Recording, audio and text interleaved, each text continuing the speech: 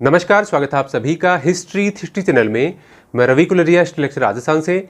आज के इस वीडियो में मैं आरपीएससी द्वारा आयोजित होने वाली व्याख्याता भर्ती परीक्षा के इतिहास विषय के बारे में कुछ बातें बताऊंगा। सिलेबस के बारे में मैं बता चुका हूं और बार बार मेरा वीडियो बनाने का ये भी मोटिव नहीं है कि मैं आपका टाइम वेस्ट करूं।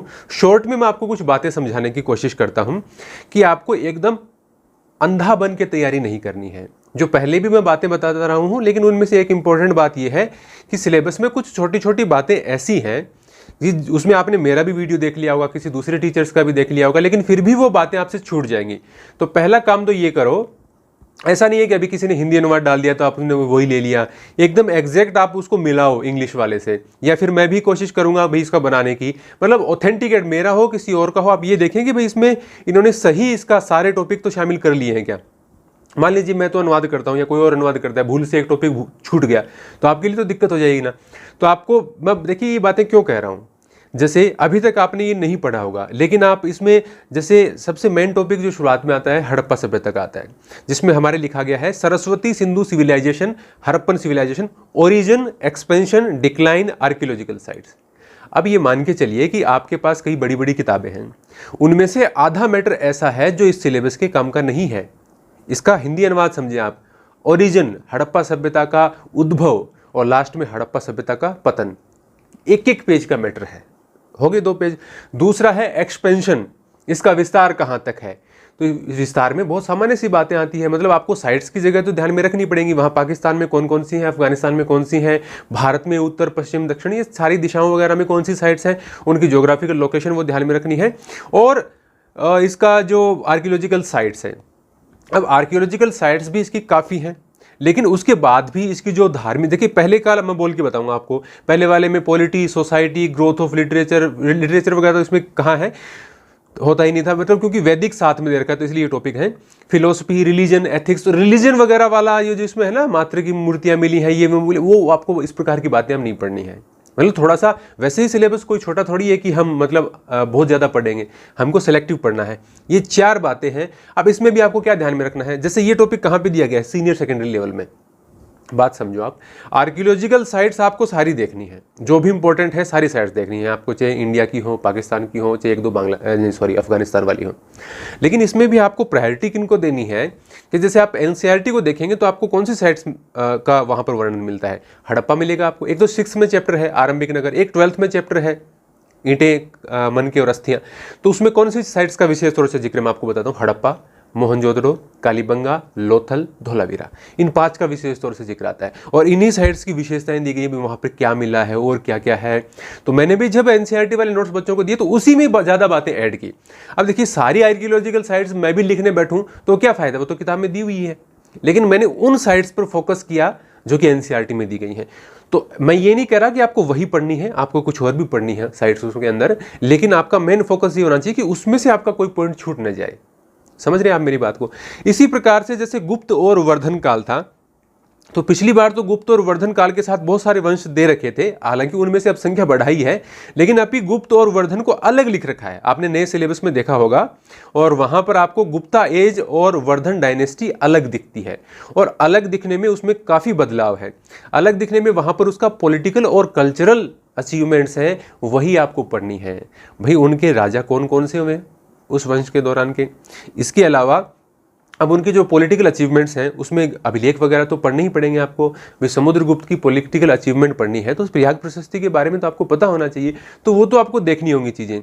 लेकिन वहाँ की जो साहित्य है, लिटरेचर आपको नहीं पढ़ना है, और मतलब पुस्तकों वगैरह के बारे में विशेष ध्यान नहीं रखना है। कोई पॉलिटिकल अचीवमेंट से जुड़ा हुआ हो तो वो आपको थोड़ा सा देख लेना है। इसके अलावा जैसे वहाँ की साइंस है, किस गुप्त काल के दौरान तो बहुत सारे हुए थे, चाहे वो वैद्य हों, चाहे वो गणितज्ञ हों, तो वो आपको नहीं, उस पर आपको ध्यान नहीं देना है। तो इस प्रकार की छोटी छोटी इसके अंदर कई बात हैं, और ये इंडियन हिस्ट्री में ज़्यादा दिक्कत देती है ये। और बाकी वर्ल्ड हिस्ट्री में तो कोई विशेष नहीं है, सीधा सीधा दिख रहा है कि क्या हटाया है और क्या जोड़ा है। वो एक टॉपिक नया जोड़ा है, वो मैं पीडीएफ बना के दे दूंगा सबको, क्योंकि उसके लिए आपको नई किताबों के लिए भागने की आवश्यकता नहीं है। आप जो भी किताब पहले पढ़ रहे हैं वो पढ़ते रहे, उसमें आपको सारे टॉपिक मिल जाएंगे। एक जो अरब वर्ल्ड वाला और साउथ ईस्ट एशिया वाला जो है उसके जो मूवमेंट है, वो मैं मेरे पास पीछे पता नहीं कितनी किताबों में वो टॉपिक्स लिखे हुए हैं, तो मैं एक अच्छा सा, न ज़्यादा बड़ा न ज़्यादा छोटा मैटर तैयार करके आप लोगों को प्रोवाइड करवा दूंगा।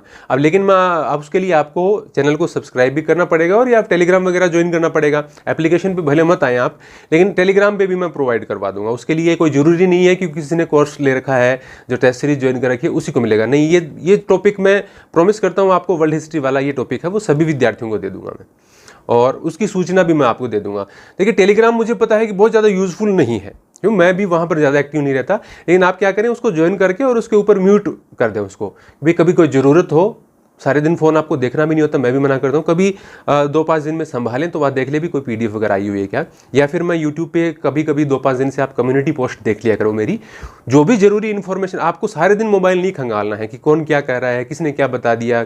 अब कई विद्यार्थी कल से पता नहीं कितने, मैंने बना दिए होंगे 3-4, तो मैंने भी कितना टाइम वेस्ट कर दिया होगा, लेकिन मैंने अपडेट दिए हैं। जैसे फर्स्ट पेपर में गांधी जी और जवाहरलाल नेहरू, मौलाना अब्दुल कलाम आज़ाद, वल्लभ भाई पटेल, अम्बेडकर वो जोड़ दिया, एक करंट अफेयर्स में पेंडेमिक जोड़ दिया, तो वो जो बदलाव हुए तो बताने जरूरी हो जाते हैं, नहीं तो फिर कोई चैनल का मतलब नहीं है। तो ये जो इस प्रकार की बातें हैं, ऐसे ही आपको देखिए, जैसे अभी टेस्ट होने वाला था वर्धन वंश का, जो मैंने कैंसिल कर दिया, क्योंकि वर्धन वंश में अब आपको सिर्फ उनकी पॉलिटिकल अचीवमेंट्स पढ़नी है, और उसका जो यहाँ पर था ये टॉपिक, अभी देखिए वो नाम भूल जाता हूँ, पॉलिटिकल और कल्चरल अचीवमेंट, यही पढ़ना है आपको। तो इस प्रकार से सारे टॉपिक्स में आप इसका एक प्रिंट आउट निकालें। हिंदी में भी कहीं पर आपको मिलता है या मैं प्रोवाइड करवाता हूँ, तो उसको भी आप ध्यान से देखें। इंग्लिश में भी ऐसा क्या है कि इसमें समझ में नहीं आएगा, बताओ, बहुत इजी सा है। तो यहाँ पर आपको जब भी आप टॉपिक पढ़ें, मान लीजिए कि कल आप हड़प्पा सभ्यता पढ़ रहे हैं, तो आपकी जो किताब है उसमें आप निशान लगा लें। कोई ऐसा पेन पहले से जो आपने यूज़ नहीं कर रखा, आपको साफ तौर से दिख जाए, रेड पेन, ग्रीन, कोई भी, मतलब निशान आपका ऐसा हो जाए, आपको पता हो जाए कि ये पढ़ना है, यहाँ तक पढ़ना है। तो उसमें आप वही देखें, आप आर्कियोलॉजिकल साइट्स देख लें, उसका एक्सपेंशन देख लें, उसका उद्भव और पतन। पतन के भी एक पेज के कारण है कि कोई भूकंप से बता रहा है, कोई कैसे बता रहा है, कोई उनकी राजनीतिक व्यवस्था का पतन हो गया होगा, कोई कहता बाढ़ आ गई। एक पेज का उद्भव है, एक पेज का पतन है। तो उसमें कोई भी, और आर्कियोलॉजिकल साइट्स है वो थोड़ा सा बड़ा पोर्शन है, लेकिन फिर भी मैं ये मानूंगा कि बहुत सारी बर्डन इसके अंदर कम हुई है, गुप्त काल के अंदर काफ़ी चीज़ें कम हुई हैं। तो ऐसे काफ़ी सारे टॉपिक्स हैं। कल मैंने भी प्रथम दृष्टया देखा तो मैंने भी कह दिया कि हाँ हड़प्पा वही है, हाँ गुप्त काल है, लेकिन इसके अंदर जब देखते हैं तो काफ़ी सारे बदलाव हमें देखने को मिलते हैं। एक जो टॉपिक हटाया था उसका भी मैंने अपडेट दे दिया था कि 1857 की क्रांति से पहले जो किसानों और जनजातियों के विद्रोह थे अंग्रेजों के खिलाफ, वो आपको नहीं पढ़ते हैं। इसके अलावा जो यूरोपियों का आगमन है उसका भी कहीं भी स्पष्ट विवरण नहीं है। तो आपको ब्रिटिशर्स पर ज़्यादा ध्यान देना है। जो शुरुआत में जो रीजनल स्टेट्स हैं 18वीं शताब्दी के अंदर, और उनके साथ उनके जो कॉन्फ्लिक्ट हैं, या फिर विशेष तौर से आपको प्लासी के युद्ध और उसके बाद की घटनाओं के बारे में। तो ओवरऑल मेरे कहने का मतलब यह है, ये मैं यहाँ पर हर टॉपिक आपको समझाने के लिए नहीं आया हूँ। मेरा ये कहने का मतलब है, एक विशेष बात और रह गई है वो मैं बता देता हूँ। यहाँ मेरे कहने का मतलब है कि आपको टू द पॉइंट पढ़ना है, एक्स्ट्रा चीज़ें नहीं पढ़नी। आपकी जो किताब है उसमें आप कोई जरूरी नहीं कि आप आज ही बैठे और पूरी किताब में निशान बनाएं। आप जिस दिन पढ़ें उस दिन आप अपना सिलेबस देखें, भले ही तो इसका प्रिंट आउट निकलवा लें कहीं से, भले ही आप PDF भी देख सकते हैं, स्क्रीनशॉट ले सकते हैं, फोटो दिख जाती है गैलरी में आसान से, 2 स्क्रीनशॉट में सिलेबस आ जाएगा सारा। तो आप जो भी टॉपिक पढ़ने को बैठें, और जैसे मैं तो जो टेस्ट सीरीज चल रही है, क्योंकि बहुत सारे विद्यार्थी ऐसे हैं यहाँ पर जो टेस्ट सीरीज वाले हैं, तो उनको भी मैं बता देता हूँ कि जो भी मैं टेस्ट लूँगा उसमें पहले मैं आपको स्पेसिफिकली जो मैं अभी इंडियन हिस्ट्री चल रही है, इंडियन हिस्ट्री का ही है वो कोर्स, तो उसमें मैं स्पेसिफिकली आपको बता दूंगा कि टेस्ट टॉपिक में आपको क्या क्या पढ़ना है और क्या क्या छोड़ना है, वो मैं आपको क्लियर मेंशन करके दूंगा ताकि आपका टाइम वेस्ट नहीं हो। अभी दूसरी बात आती है कि टाइम है कम, 4 महीने एग्जाम के अंदर है, काफ़ी बड़ा पोर्शन है। राजस्थान लगभग सारा ही ऐड कर दिया है, इसमें क्या पढ़ें क्या छोड़ें समझ ही नहीं आ रहा। तो इतना बड़ा पोर्शन होने के बाद में आपको ये ध्यान रखना है कि आप अभी भी यदि पिछले 1-1.5 साल से तैयारी नहीं कर रहे हैं और आपके पास समय, आपने मतलब ताज़ा ही 1-2 महीने से तैयारी शुरू की है, तो मेरी मानिए बहुत बड़ी किताबें आप रिवाइज नहीं कर पाएंगे और कवर नहीं कर पाएंगे। एक बार कर लेंगे, 2 बार कर लेंगे, 1-2 बार पढ़ने से याद नहीं रहता। उसके लिए आपको बार बार मैटर लास्ट तक आपको मतलब 5-7 बार हो तभी कोई जाके चीज़ें माइंड में स्थायी बनती है, नहीं तो फिर वो कन्फ्यूजन वाले क्वेश्चन नेगेटिव मार्किंग में इफेक्ट डालते हैं। तो आप ध्यान करें कि बहुत ज़्यादा पढ़ने की आवश्यकता नहीं है, बहुत ज़्यादा कोई पढ़ के जा भी नहीं सकता। जो भी बहुत ज़्यादा पढ़ के जाएगा वो मार खाएगा, वो भले ही किसी के बहकावे में आकर, या उसको ये लगता है कि मेरा मैटर, कई विद्यार्थियों को खुद ही लगता है, मैं किसी दूसरे की बात नहीं कर रहा, कि ये भी पढ़ लेते हैं, ये भी पढ़ लेते हैं, या किसी क्वेश्चन बैंक में कोई क्वेश्चन नहीं मिला तो ये तो मेरे किताब में है ही नहीं, तो मैं भी ये भी पढ़ लेता हूँ। तो ऐसा कुछ नहीं है। मतलब परीक्षा में प्रश्न है, सीनियर सेकेंडरी लेवल वाले में से बहुत आसान से प्रश्न आते हैं, बहुत ज़्यादा इतना टफ रहता भी नहीं।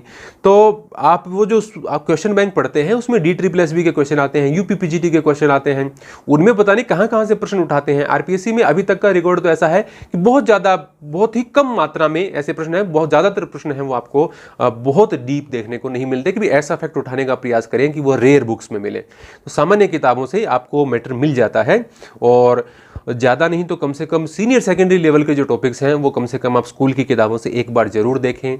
खुद नहीं देख पा रहे हैं तो किसी मेरे जैसे ने कोई बनाया होगा नोट्स वगैरह वो देख लें, खुद पढ़ सकते हैं किताबों से तो वो भी अच्छी बात है। एक वीडियो में कभी, आज तो देखिए समय नहीं, कल रात से जब से सिलेबस आया 2 शाम से, तब से बिजी हूँ मैं भी, और मुझे भी अपना टाइम टेबल दोबारा सेट करना है कि भी कैसे कौन से टेस्ट लेने हैं, कैसे फर्स्ट पेपर की करंट अफेयर करवानी है। उसके बाद में मैं भी बताऊँगा कि भी आपको NCERT की किताब में से कौन कौन से टॉपिक्स कहाँ कहाँ से आपको पढ़ लेने हैं जो कि आपको फ़ायदा देंगे, तो वो बातें मैं आपको बता दूंगा। आप इतनी देर आपने मेरी बात सुनी तो आप लाइक भी करके चले जाइए, कमेंट भी कर दीजिए, और नए हैं तो सब्सक्राइब भी कर लीजिए। धन्यवाद।